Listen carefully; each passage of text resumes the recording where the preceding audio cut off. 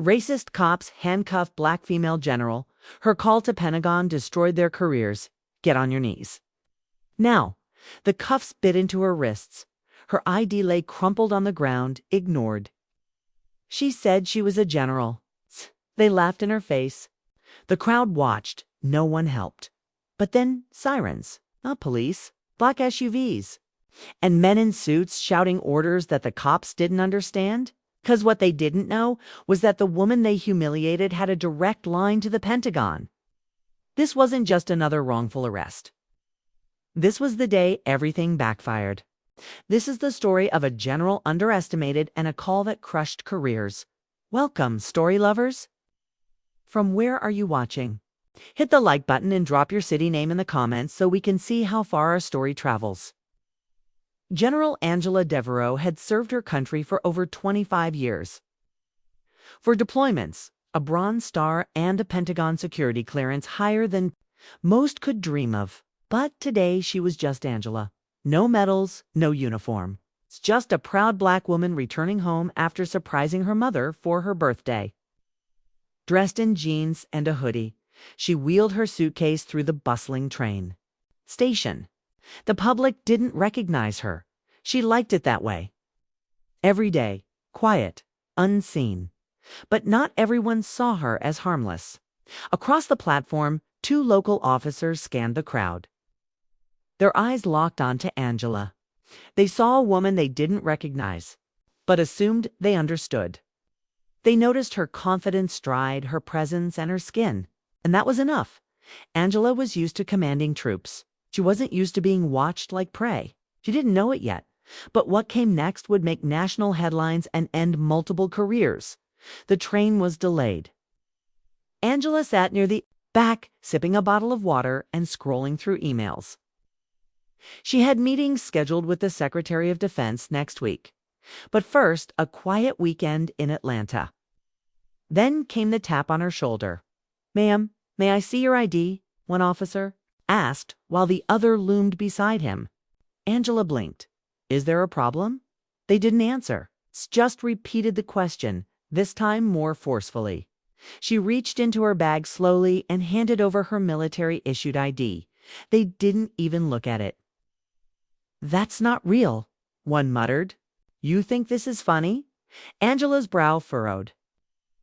"That's a Department of Defense card. I'm a Major General." "Yeah, and I'm the Queen of England," the taller cop scoffed.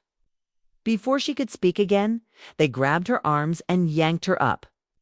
The cuffs clicked too tightly. People stared. No one intervened.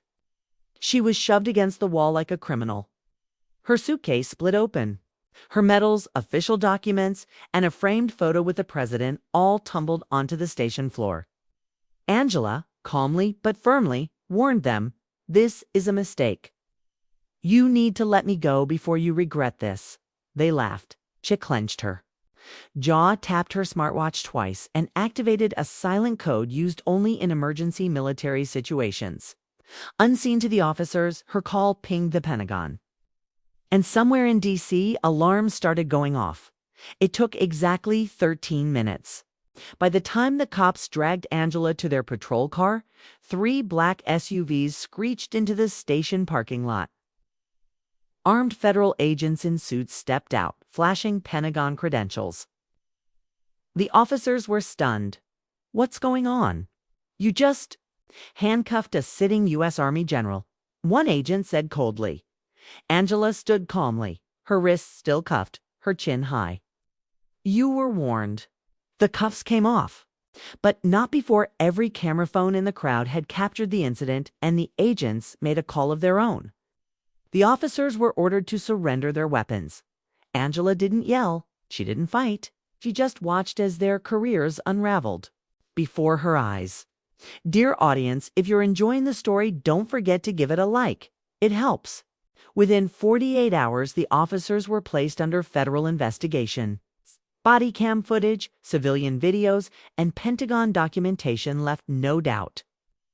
This was racial profiling, abuse of power, and gross misconduct.